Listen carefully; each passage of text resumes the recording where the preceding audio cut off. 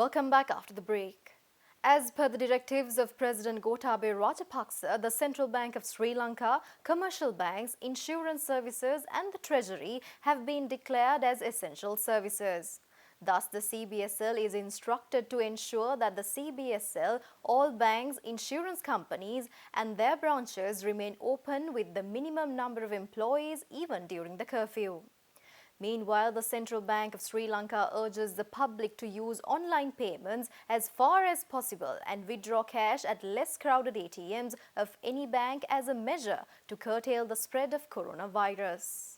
The Central Bank of Sri Lanka, which is the apex institution in the financial sector in the country, has been introducing several measures to ease the pressure on the exchange rate and prevent financial market panic due to the COVID-19 pandemic. Accordingly, the central bank announced that all licensed commercial banks and National Savings Bank should suspend facilitating importation of all types of motor vehicles with immediate effect other than those excluding specifically under Banking Act Direction No. 1 of 2020. CBSL also asked banks to suspend facilitating importation of non-essential goods specified in Banking Act Direction No. 1 of 2020 and to suspend the purchase of Sri Lanka international sovereign bonds by licensed banks in Sri Lanka.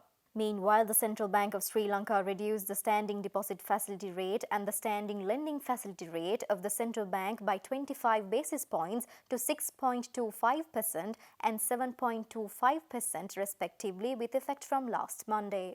The decision was taken considering the urgent necessity to support economic activity with the rapid global spread of the COVID-19 pandemic and its further spread in Sri Lanka. Meanwhile, the central bank urged all licensed commercial banks and licensed specialized banks to keep their branches open at least for 2 hours today when police curfew is lifted in order to provide urgent banking services to the general public. But CBSL requested the public to use online payment methods for their daily transactions and to withdraw cash at less crowded ATMs of any bank. Furthermore, CBSL also advised banks and the general public to take necessary preventive measures in providing and obtaining such services. World Bank Group President David Malpass says that the World Bank could deploy nearly $150 billion in resources over the next 15 months to aid developing countries fight and recover from the COVID-19.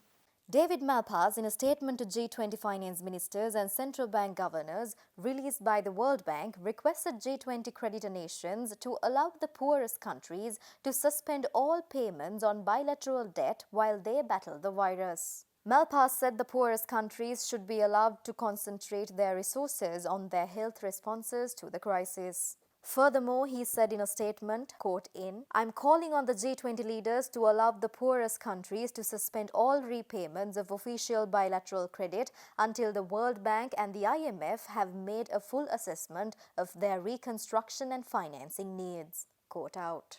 Malpass also said that the World Bank is now formulating projects in 49 countries to help fight the virus under a new fast-track credit facility, and decisions on as many as 16 of these projects are expected this week. A special COVID-19 healthcare and social security fund has been established by President Gotabaya Rajapaksa. The Presidential Secretariat also announces that people are allowed to make donations for the fund.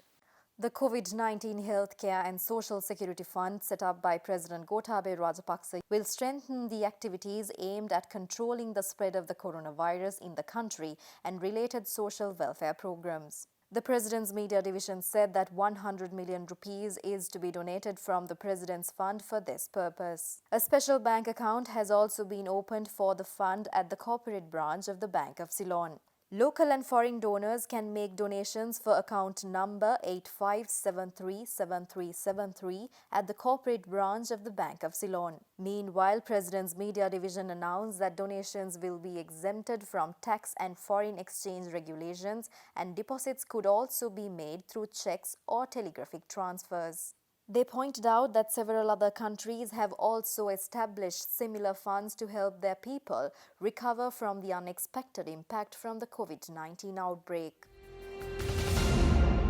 The report of the Department of Census and Statistics shows that the headline inflation as measured by the year-on-year change in the National Consumer Price Index increased to 8.1% in February this year from 7.6% in this January.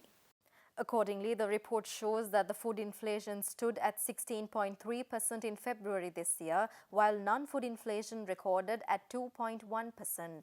The change in the NCPI measured on an annual average basis increased to 4.5% in February 2020 from 4.1% in January 2020. Monthly change of NCPI recorded at 0% in February 2020. This was due to setting off the price effects of items in the non-food category, which increased by 0.05%, with the prices decrease in the food category by the same magnitude. Within the non-food category, prices of the items in alcoholic beverages and tobacco, transport and clothing and footwear subcategories recorded increase. Continuing its decreasing trend for the fourth consecutive month, the core inflation decreased to 3.4% in February 2020 from 3.9% in January this year.